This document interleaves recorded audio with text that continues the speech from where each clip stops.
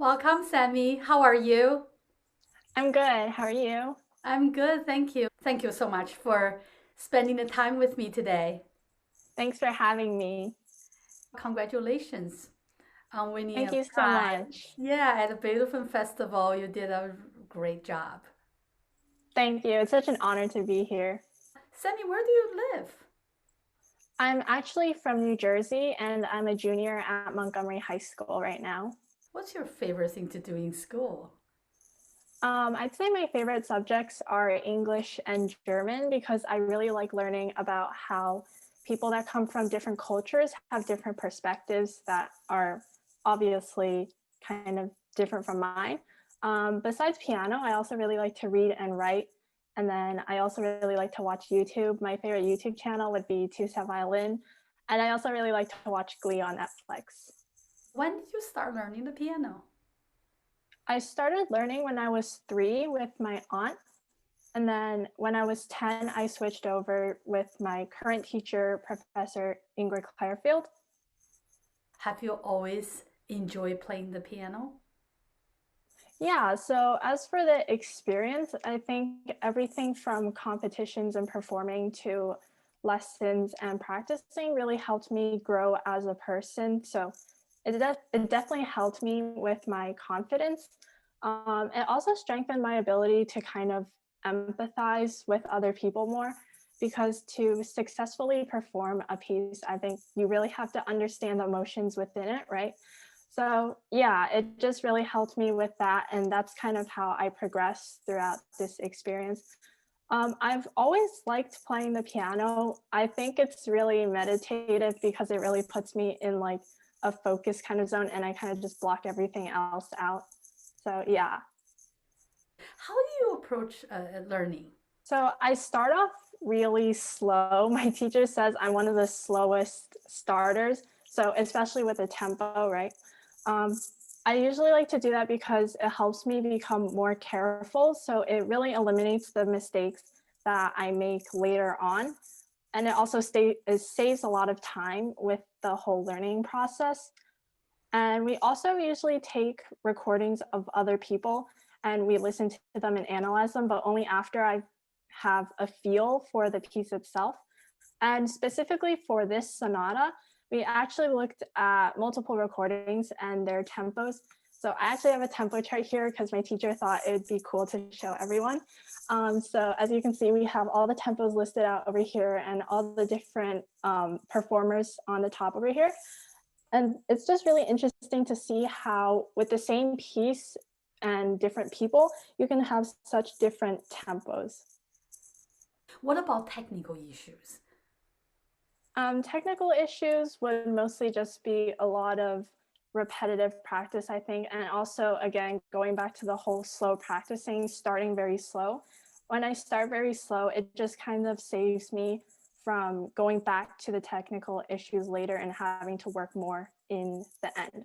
So I just usually work more with it in from the very beginning, slowly. And how do you take the notes and what your teacher says, but then make it your own? My teacher actually really encouraged us to incorporate our own individuality and our own personalities into the pieces. So, again, with the whole listening to other people, she usually tells us not to listen to other recordings until after we have our own feel for the piece, right?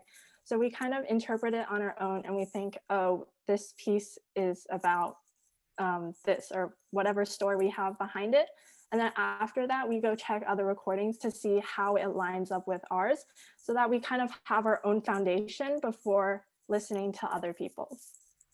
Yeah, for this particular sonata, Appassionata, what was your story? So for me, I really liked this piece because it has a lot of fire. And so I just thought of it as everything from the beginning, even though it's very slow, it's very quiet, but it's also kind of like dark. So it's almost like a fire that's sort of just sizzling and waiting to burst. Do you do that with every single piece? Or you might have a different, whether it's a story, whether it's a picture, an image, or whether it's something else. Do you always have something like that? Yeah, if it's usually not a story, it's like a color or just like you said, an image that I kind of keep in my mind. Um, I guess I do sometimes run into problems with this because I do have some pieces that are a little bit more morbid, I guess. So then it'll just kind of be creeping in the back of my mind, and it's a little bit disturbing to think about. But yeah, I usually have those images in my head. Right. You're quite a dramatic player. How do you bring that power out of the keyboard with so much sound? Um, I think it really goes back to technique and really putting my whole body weight into the sound. And also really getting involved. So, like physically involved. My teacher also emphasizes that a lot, getting physically involved with the piece. And that just kind of automatically brings the sound into it. Yeah. What about this very tender and soft and sweet, and that requires a lot of sensitivity of the touch? I'd say probably just experimenting with it because I never really know what's going to come out of it the very first time I play it. But it's just playing it once and then doing it over again, trying different styles, seeing what I like, what I don't like, and what works. What's your favorite composer? This one's hard because I don't really have favorite composers. I have like a top list of composers that I like, but on the list, I definitely say Rachmaninoff, Scriabin, Beethoven is also one of them. I really like Bach. I also really like Debussy. What has been the most rewarding experience for you? The most rewarding experience was this one time when me and a few other people we went to go perform at a senior living center during the holidays, and we played. It wasn't really classical music; it was just more holiday music. But what was most rewarding about it was the people there. They were singing along with us because they were songs with like words to them, and I just thought that was so rewarding because we're there to spread joy. And usually the holidays, we think of it as like we're surrounded by family and friends and so many other people. But these people at the senior living centers, sometimes they don't have people to see during the holidays and it can be kind of lonely for them. So it was just really nice to bring that joy to them. And do you do that often, playing at a nursing home or different locations? Yeah, I do that on kind of a regular basis, but obviously with the pandemic now, I can't do it. But we still do it virtually, so we send videos over to them. You have attended a lot of competitions. How do you prepare for those things? Usually, it's again practicing a lot is definitely an obvious answer.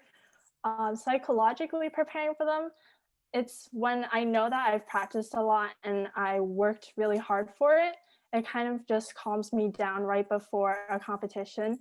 I know some other people have said things like, "Oh, eat a banana before you go because that helps you."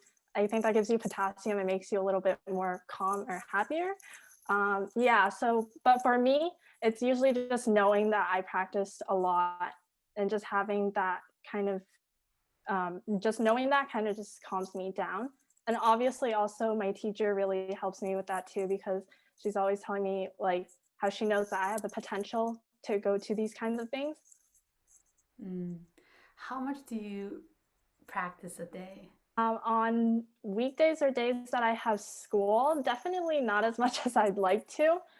I'd say around 2 hours if I'm lucky.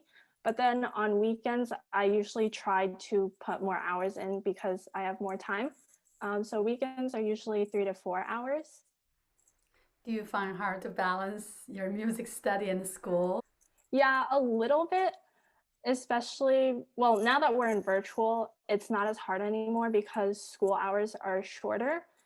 Extracurriculars is not too much of a problem because I kind of just focus on piano with the extracurriculars. And I think everything's really just about priorities. So, just even within extracurriculars itself, piano is definitely my top priority. And then besides that, it's just piano in school. So, on days where I have a little bit more homework, then I'll do a little bit less piano. But if I don't have as much homework to do, then I'll practice more. What are you working on? So obviously, I'm still working on the Appassionata. And I'm also working on Mazeppa, the Liszt Etude. And also I'm working on some Scriabin etudes as well because I'd really love to do more of them. How you're doing during this pandemic? It's been kind of like a relaxing period for me almost. And I know a lot of people don't feel this way because they don't get to see their friends, they don't get to see other family members if they live out of the States. But for me, it almost feels like it's kind of been like a break from everything else. I've gotten more time to practice, so that's really great. I've also got more time to do other things that I really like reading. I've had more time to do that. I've also kind of picked up baking, which is weird because I usually don't like to bake. I usually just like to eat, and then my mom and my sister bake for me. But yeah, I've helped them with that now. If you have a word of encouragement for the little kids who are starting their piano lessons, who find practice hard, what would you say to them? I'd say know why they're doing piano, especially when you know why you're doing it and why you love it. That's really just another motivational factor for you to keep going and to keep practicing, even when it gets a little bit hard or on days that you don't feel so motivated to practice. Yeah. Do you have future plans about piano? So I'm definitely thinking of doing either double major or dual degree in college because I mean, it'd be kind of sad to give it up once I'm in college. So yeah, I definitely want to keep doing it.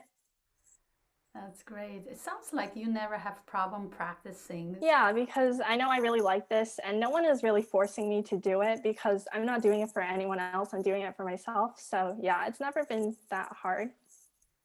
Could you share just a little bit of your experience with your teacher? What have you learned the most from Miss Ingrid Claffield?